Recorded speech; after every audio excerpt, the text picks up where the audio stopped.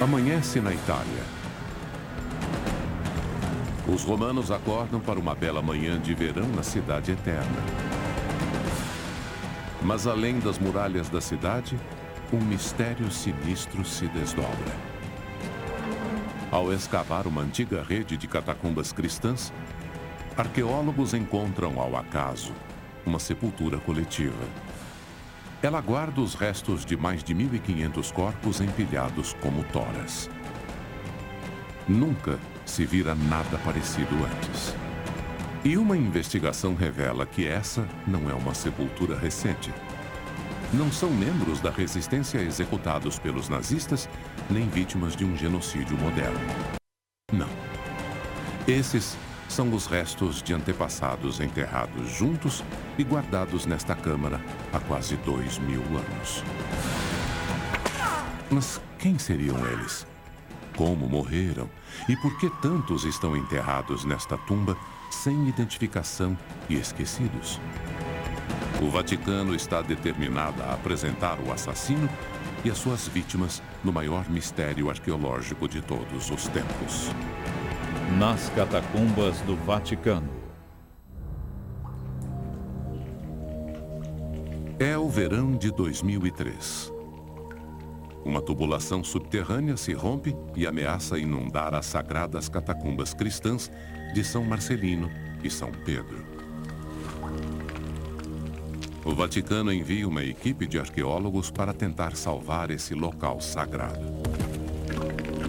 Ele se apressa a fazer a contenção de danos, quando de repente uma arqueóloga nota um desenho estranho em uma pedra.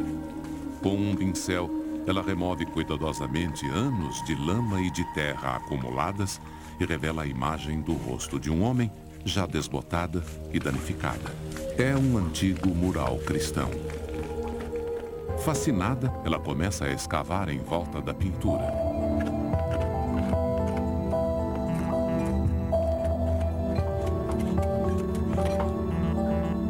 E o que descobre são restos humanos enterrados atrás do mural. De início, ela pensa que pertencem a um ladrão de túmulos, morto por um deslizamento de terra. Mas então, aparecem mais e mais ossos. Algo está errado. Não é assim que pessoas são enterradas nas catacumbas. A remoção de somente uma pequena porção do mural leva várias horas. E, para sua surpresa, existe uma câmara do outro lado. A arqueóloga passa cuidadosamente pela abertura estreita. E fica chocada com o que encontra do outro lado.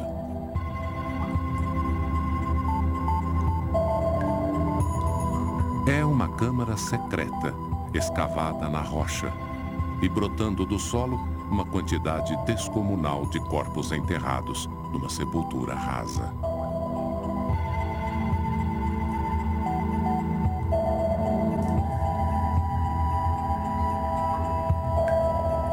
É uma situação insólita.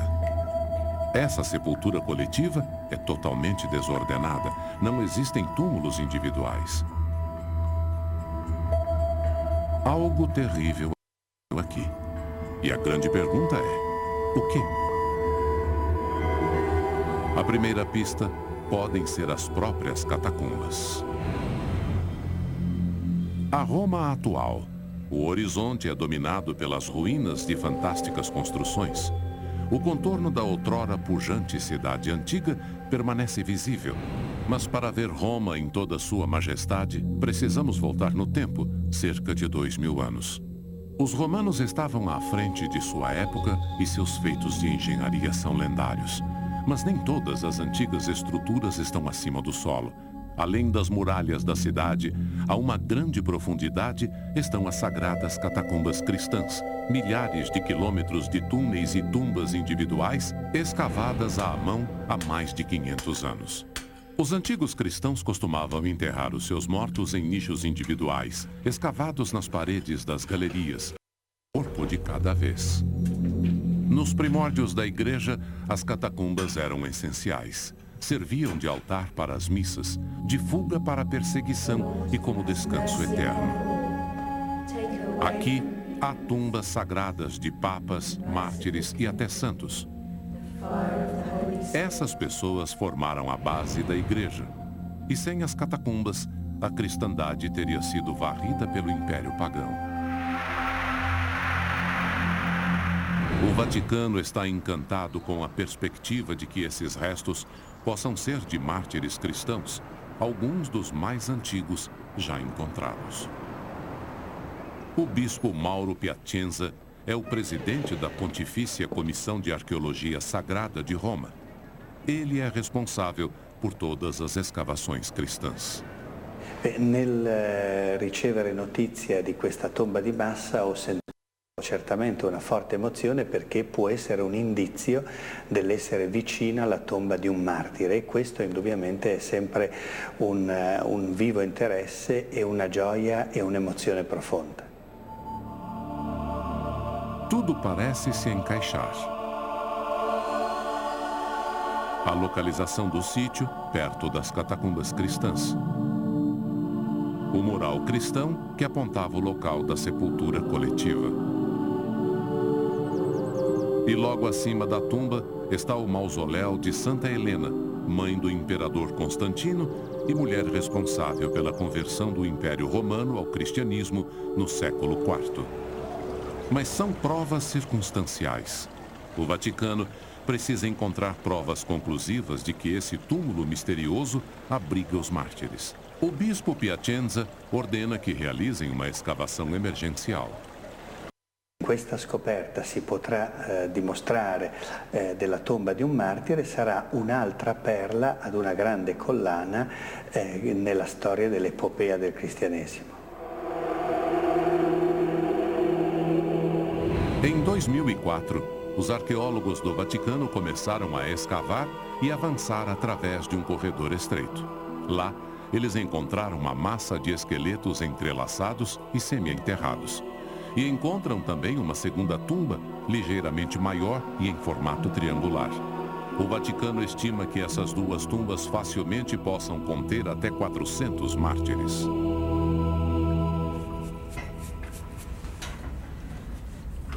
Em 15 dias, foram descobertos 46 esqueletos. E então, a equipe do Vaticano encontrou o que procurava. Uma prova surpreendente que embasava a teoria. Essa é a morada final de mártires cristãos. Uma antiga moeda de ouro. Ela pode ter perdido seu brilho, mas é possível datá-la como sendo de 60 depois de Cristo. Embora não seja uma prova conclusiva, já que foi encontrada na superfície do túmulo, o Vaticano a considera um avanço. Eles acreditam que se todos aqui eram mártires cristãos, este seria o responsável por sua morte, o infame imperador Nero.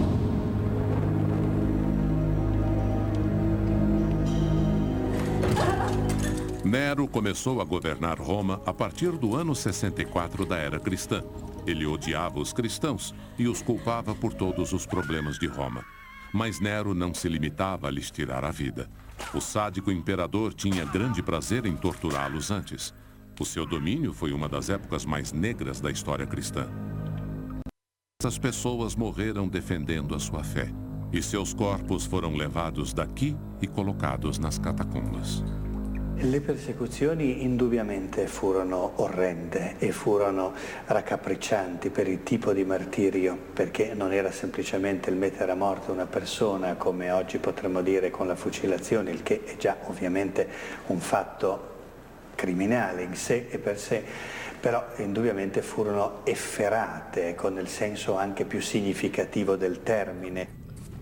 Então estariam essas pessoas entre as milhares que morreram pelas mãos do sádico imperador? A moeda de ouro é realmente um indício forte, porém ainda não conclusivo. E à medida que a equipe avança, os corpos se avolumam.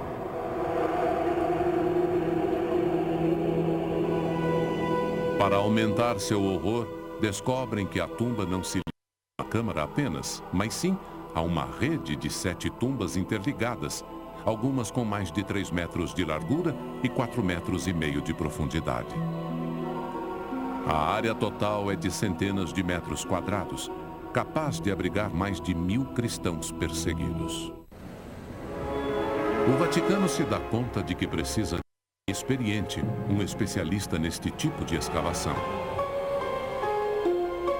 O bispo Piacenza recruta a maior autoridade mundial em sepulturas coletivas, a antropóloga francesa Dominique Castex. La possibilité d'intervenir sur cet ensemble vraiment exceptionnel est pour nous une opportunité formidable de mettre enfin en œuvre les méthodes de l'anthropologie et de l'archéologie pour répondre à ces questions soulevées par la découverte de ces ensembles. Un peu de nettoyage. Dominique larga tudo e parte para Roma. Com sua pequena equipe, ela desce às profundezas da sepultura coletiva, onde iniciará a investigação. Dominique é assistida pelos arqueólogos Philippe Blanchard e Michel Drancourt.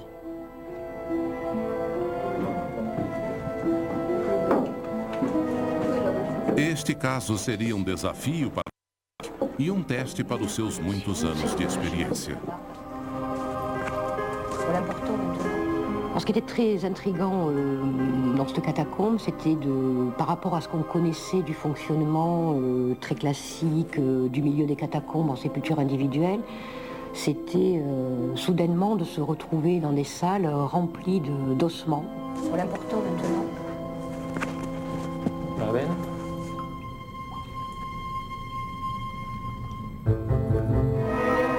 Dominique e sua equipe começarão a escavação na parte mais segura do sítio, uma pequena câmara perto do exterior. Je suis pas sûr du tout que ce soit le... De l'encre? De l'encre. Les petites paillettes? La première fois qu'on a pénétré dans cette catacombe, on a évidemment pu repérer tout de suite cette multitude de corps. Et la difficulté, c'était de savoir si on avait affaire à un ossuaire, un apport d'os ou une décomposition qui pouvait témoigner d'une crise de mortalité. Eles estão procurando provas de uma crise de mortalidade. Isso acontece quando uma grande quantidade de pessoas morre num período de uns poucos dias ou semanas. Se puderem encontrá-la, vão corroborar a teoria do Vaticano de que este é um local de descanso de mártires. Mas esse será um trabalho muito difícil, porque com o passar dos séculos, mais de 10 camadas de corpos foram amontoados, formando uma verdadeira laje de esqueletos e tecidos decompostos de apenas 90 centímetros. Isso dificulta enormemente o trabalho. Alors pendant ce temps, je vais faire les premières observations biologiques. Donc on démarre sur le squelette numéro 1. Alors, tout d'abord la position. Alors, on a juste les fragments de vertèbres, les côtes. Donc la position du corps nous indique que la tête était au nord. Oui. Centímetro por centímetro, Dominique e sua equipe vão revelando as camadas do túmulo. Cada osso ou mesmo cada sedimento pode dar uma pista sobre a identidade dessas pessoas e a causa de sua morte. Para garantir que nenhuma pista escape despercebida, Philippe faz milhares de medições meticulosas e produz centenas de desenhos detalhados de cada camada do túmulo. Donc là on est au milieu de la colonne. À 2,20. Oui. 11 cm, donc ça tombe ici. Ok. Donc ça c'est bon pour la colonne. Depois da exumação, as informações serão usadas para recriar o túmulo tridimensionalmente em computação gráfica. Pourquoi? Aquilo que não pode ser visto a olho nu talvez seja revelado, mostrando à equipe a posição exata de cada corpo quando foi enterrado. La fouille archéologique, c'est comme une enquête policière. En fait, on recueille les indices de façon à pouvoir raconter l'histoire de ces personnes donc, qui sont décédées, savoir de quoi elles sont décédées, quand, comment ça s'est passé, comment elles ont été enterrées, comment elles ont été inhumées, répondre à toutes ces questions. Pourquoi on les a mises dans ces lieux-là et pas ailleurs. Donc il y a des tas de réponses à apporter par une enquête minutieuse. Mas não é fácil ler as pistas deste túmulo. Os ossos estão em péssimo estado de conservação. Moi, dans ce secteur de surface très friable, car très humide, donc on arrive à distinguer les parties osseuses, mais dès qu'on les touche et qu'on veut les prélever, tout part en miettes. A datação por carbono é Le impossível. problème qu'on a eu avec le carbone 14, c'est que les corps se sont décomposés dans une zone très humide et que donc tout le collagène, c'est-à-dire la protéine qui permet de procéder à la dilatation, est complètement détruite. Dominique precisa de ajuda para entender esse túmulo, então ela chama Darius Aria. Darius é arqueólogo e diretor do Instituto Cultural de Roma. Ele passou a vida estudando tumbas antigas. It's incredible to see this many skeletons in one place, in this context, in this burial site. I've never seen anything like this before. Mas há mais surpresas esperando por Darius. Et on peut estimer à plus de 200 ici, dans ce petit secteur, au moins plus de 200 corps. Ce qui nous porte à croire que tout ensemble confondu, on a au moins 1000 individus, au minimum. Trata-se de uma quantidade enorme de corpos. Se Dominique estiver correta, esta é a maior sepultura coletiva já conhecida.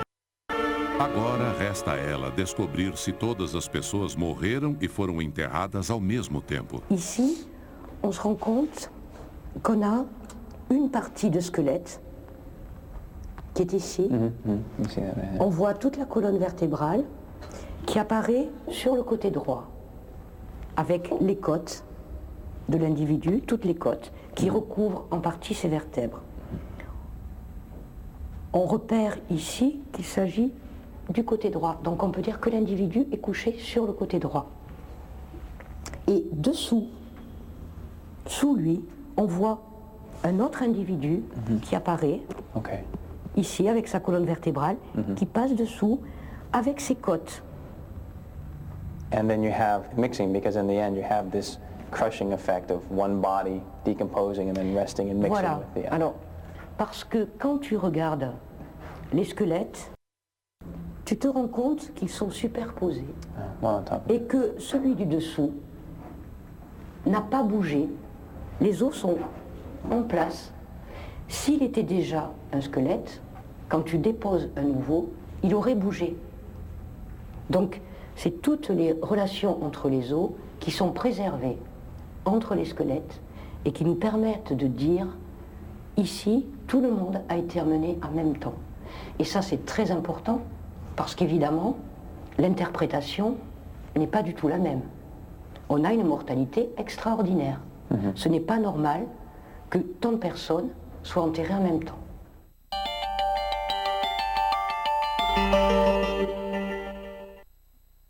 Dominique agora tem certeza de que todas essas pessoas morreram simultaneamente e que esta tumba foi totalmente ocupada em questão de dias. 2000 anos atrás, algo ou alguém matou essas pessoas. Parece que a teoria do Vaticano está correta. As provas para condenar Nero por esse crime ficam mais evidentes. Mas em setembro de 2006, justo quando a equipe está progredindo, o sítio sofre um desmoronamento monumental.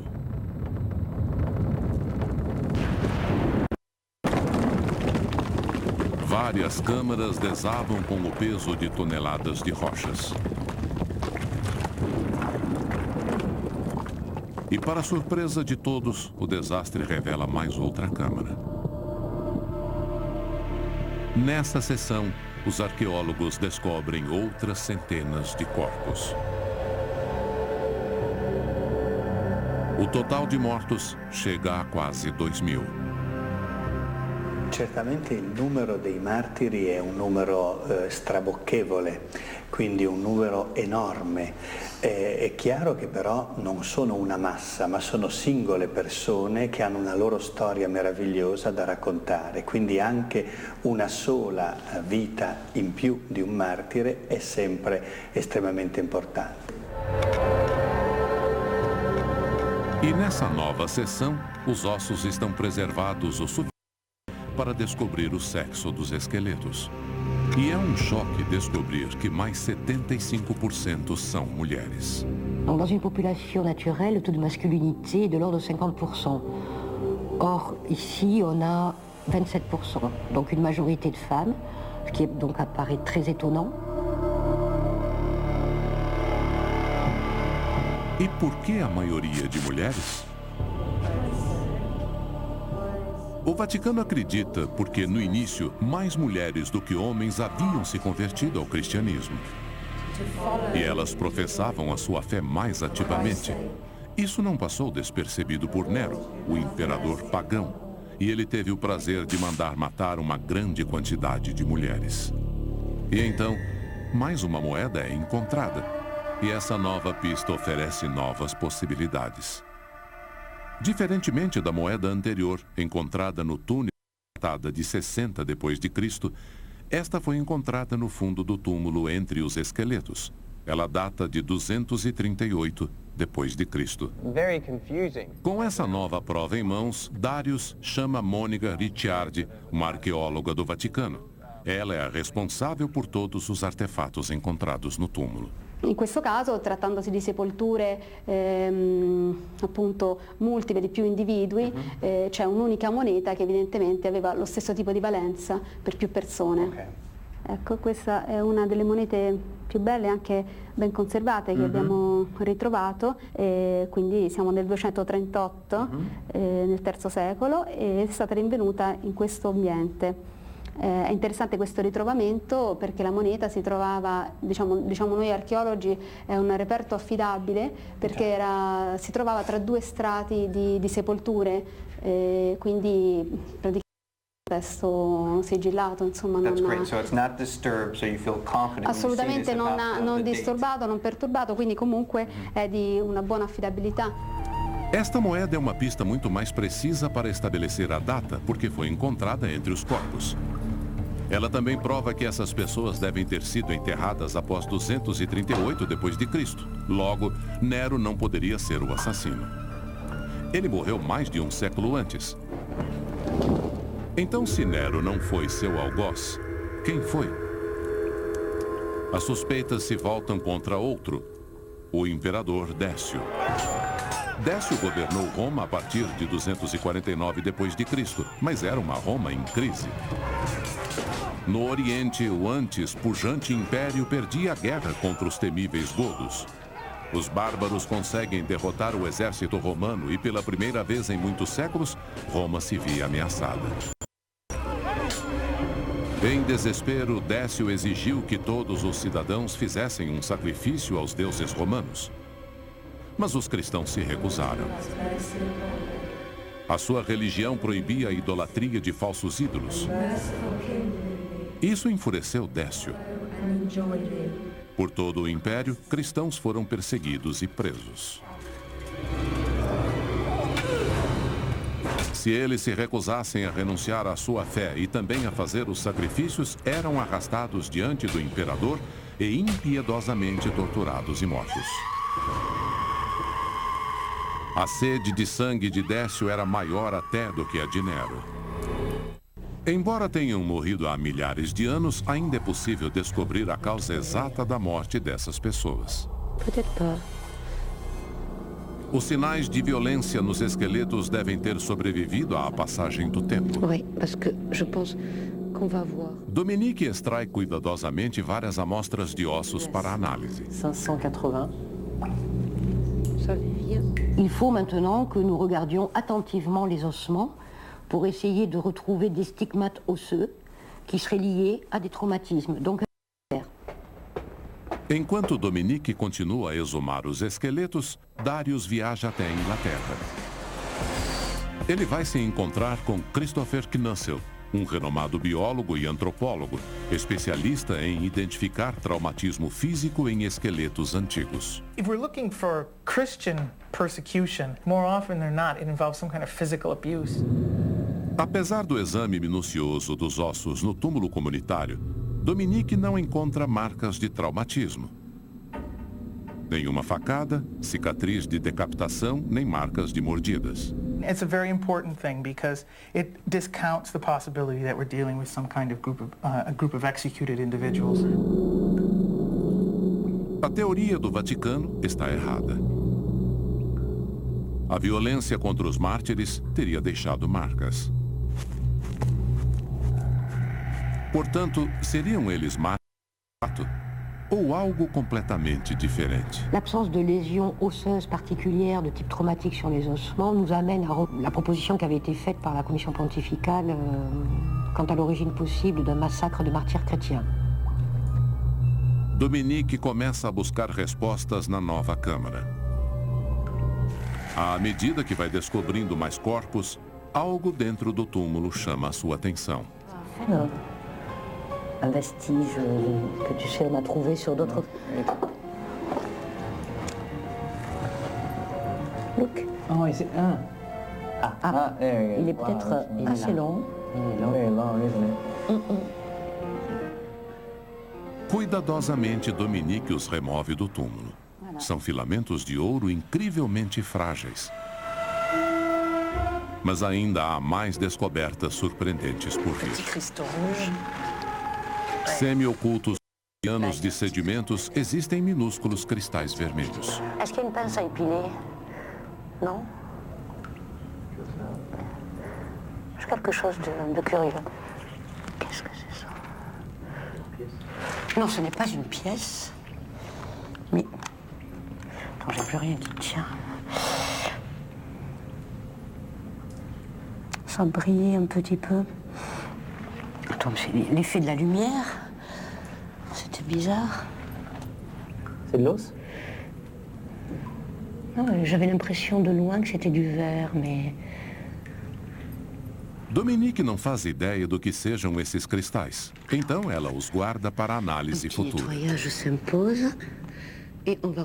Dominique também descobre as primeiras provas de que os corpos foram vestidos ou envolvidos em uma mortalha quando enterrados.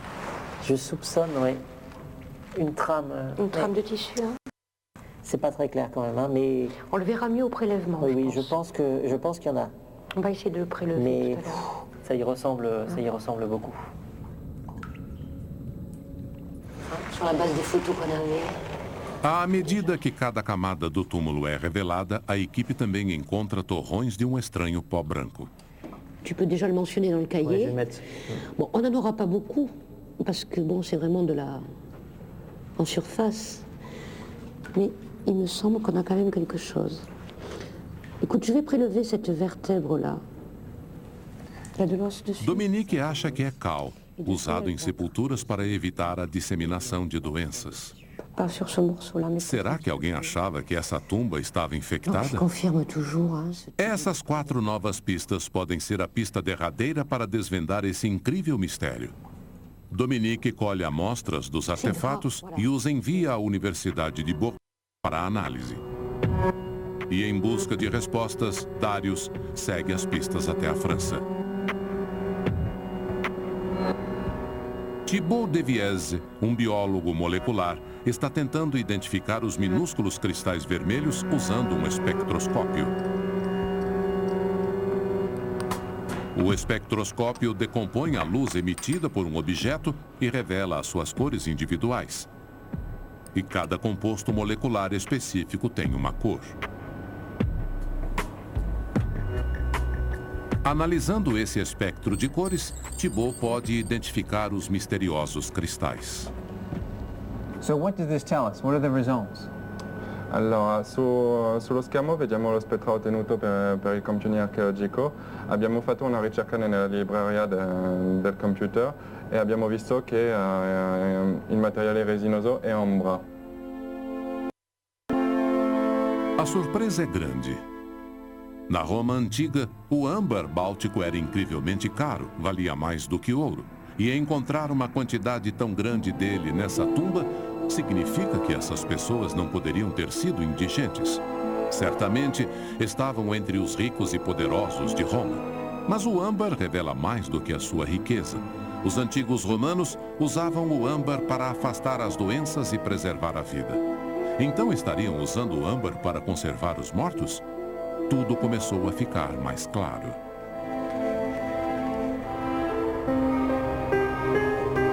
Darius vai até o laboratório, onde a última pista, o pó branco, está sendo analisada. It is causing analytical chamber. Para desvendar os segredos de sua composição, uma amostra é analisada por microscópio potente dotado de raios X. Compõe o pó branco e revela sua composição básica. De início, Dominique achou que era cal, usado para desinfetar o túmulo. Mas é algo muito mais extraordinário. O Dr. Rémy Chapoli está realizando o teste. I'm nearly able to say that it's probably not lime because of the presence of sulfur. This is definitely linked with something different that could be something like plaster actually, because calcium sulfate, if it is well crystallized, is probably found into plaster. This is fascinating. I mean, it just changes in the initial interpretation about what the material is.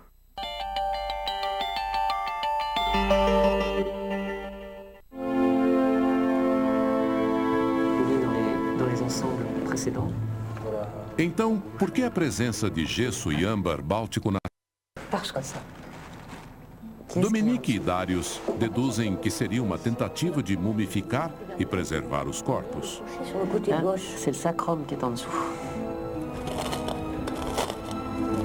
Não se sabe muito sobre processos de mumificação na Roma Antiga, mas usando as pistas encontradas no túmulo, é possível imaginar o que pode ter acontecido. Primeiro, os mortos teriam sido levados para um embalsamador, que cuidadosamente lavaria e ungiria os corpos com óleos finos. Depois, para mostrar que pertenciam à nobreza abastada, fios de ouro eram enrolados em seus membros. O precioso âmbar báltico era triturado, misturado com gesso branco e passado sobre todo o corpo. Pedaços de tecido encontrados no túmulo sugerem que os mortos eram envoltos em mortalha. Depois, os corpos mumificados eram levados para uma das 7 câmaras subterrâneas, onde eram cuidadosamente arrumados. As câmaras são muito úmidas. Os corpos não secaram e entraram em decomposição.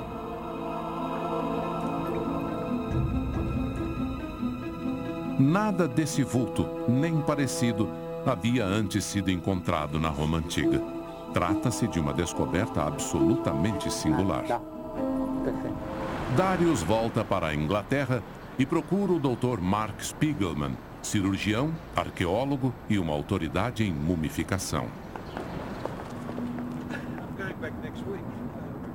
Spiegelman acredita que na falta de qualquer evidência de trauma ósseo, esses poderiam ter sido também cristãos perseguidos, mas de um outro tipo. I think an early Christian burial, and they're trying to preserve the bodies of their dead long enough for the second coming and for them to come to life. They were not killed by the Romans because they knew about the resurrection theory. Right.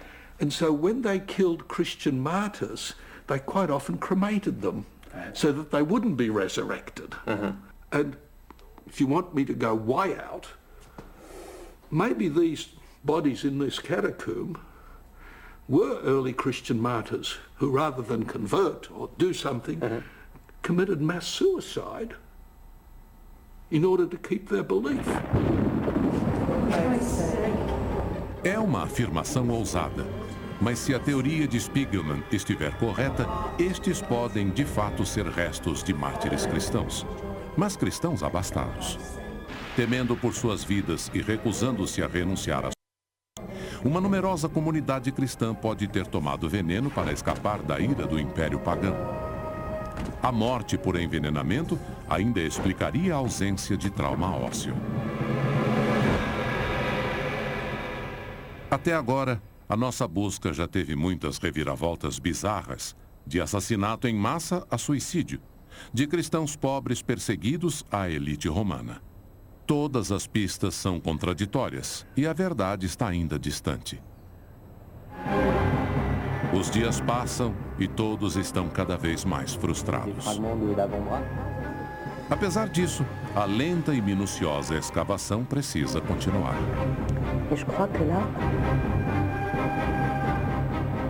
Agora a equipe está encontrando muitos ossos bem conservados, grandes quantidades de fios de ouro, gesso e âmbar, mas não encontraram nenhuma pista nova.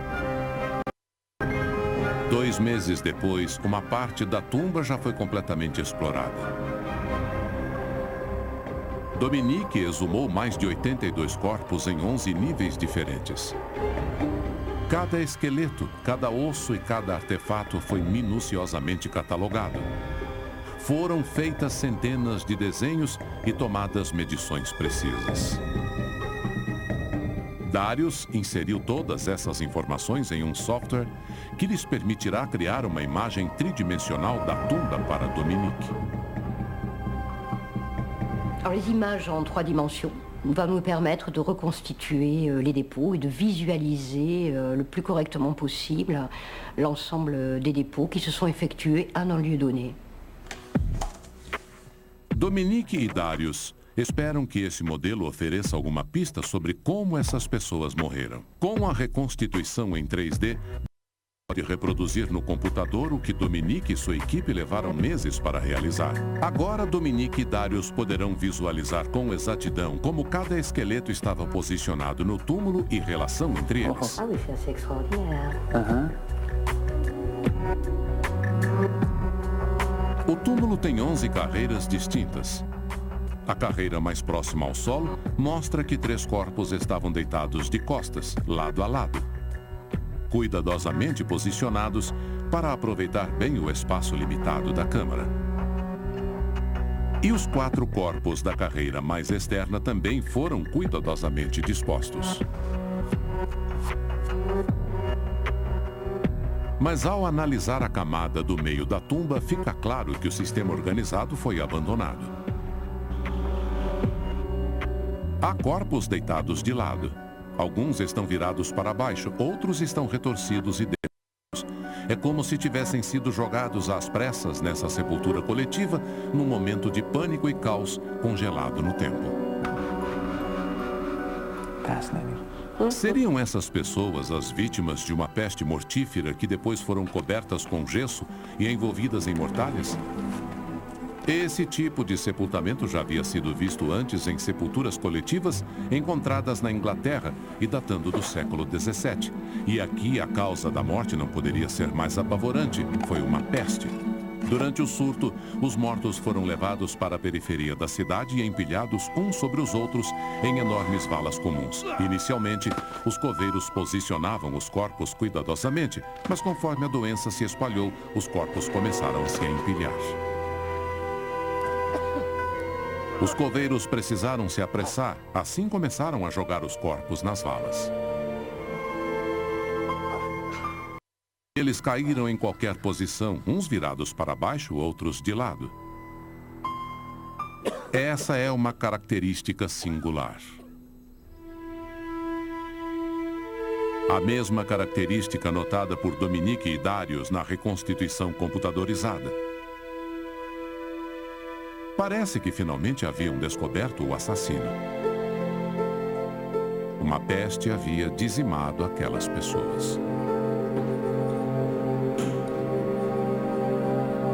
Mas será que alguma epidemia havia mesmo assolado Roma no ano 238 d.C.? Os registros romanos confirmam que sim. Em 165 d.C., a peste antonina devastara Roma. E ela recebeu o nome de Marco Aurélio Antonino, um dos 2 imperadores vitimados por ela. Em 251 d.C., houve uma segunda epidemia da mesma peste. Ela começou no Oriente Próximo e foi trazida para a cidade por soldados vindos da batalha. Logo a doença se espalhou por todo o império, chegando até a Bretanha.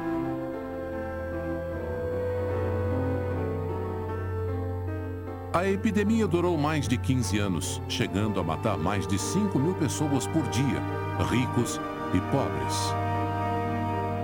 No total, mais de 6 milhões de pessoas morreram, 1/3 da população do Império. Então o túmulo nas catacumbas contém os mortos da peste antonina? Sendo assim, essa é uma descoberta incrível, porque embora existam muitos registros sobre a peste, estas seriam as primeiras provas concretas de sua existência. Notícias da descoberta de Dominique logo chegam ao Vaticano. Apesar da decepção pelo fato de a sepultura não pertencer a mártires, o bispo Piacenza se diz satisfeito por a verdade finalmente ser revelada. Se fossero vittime di una pestilenza non ci sarebbe altro che dire un requiem aeterno ad eis Domine. Indubbiamente in questi casi è chiaro che il credente, che siano morti il giorno prima o che siano morti 2000 anni prima, dice una preghiera per loro e cerca di ricomporre tutto con un senso di pietà e un senso di rispetto. Alors, le numéro 1... Mas para Dominique, a investigação não termina aqui. Embora a peste antonina esteja bem documentada, não se sabe ao certo que doença foi essa. O organismo que provocou a epidemia permanece um mistério. Ce qui est très important dans cet ensemble funéraire, c'est que si on arrive à identifier un pathogène pour cette période, ça sera une des premières découvertes d'un pathogène aussi ancien. Além disso, se Dominique descobrir se a epidemia foi de sarampo ou cólera, isso também explicará por que há mais mulheres do que homens enterrados na tumba. Estudos mostram que essas doenças acometem muito mais mulheres do que homens. On espère mettre en évidence un pathogène qui peut être effectivement soit la peste. On envisage aussi la possibilité d'un typhus, d'une variole ou d'une rougeole. Beaucoup de maladies sont possibles. Nous espérons surtout qu'il y aura des résultats. A busca pela causa da epidemia pode levar muitos anos. Seus causadores são organismos muito frágeis que raramente sobrevivem por vários séculos. Dominique e sua equipe torcem para que algum vestígio da antiga peste esteja selado nos dentes de alguma das vítimas. Voilà, alors maintenant nous allons au prélèvement de cette mandibule qui, par chance, est bien conservée avec de nombreuses dents en place encore dans l'os, ce qui permettra, nous l'espérons, d'obtenir des résultats pour l'ADN bactérien et sans qu'il y ait de contamination.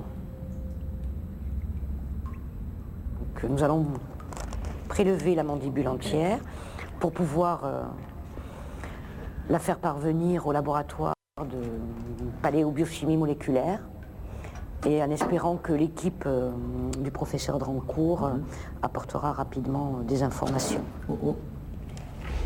Dévêtues avant d'être... Se Dominique conseguir identificar a origem da peste, poderemos comparar cepas antigas de organismos com aquelas dos dias atuais e descobrir como evoluíram no decorrer dos milênios. À mettre l'appareil sur tungstène. Isso pode inclusive ajudar a humanidade no combate a epidemias futuras. E um dia, o mistério da catacumba perdida será solucionado. E saberemos exatamente o que vitimou prematuramente essas quase 2.000 pessoas. Versão brasileira, DPN Santos.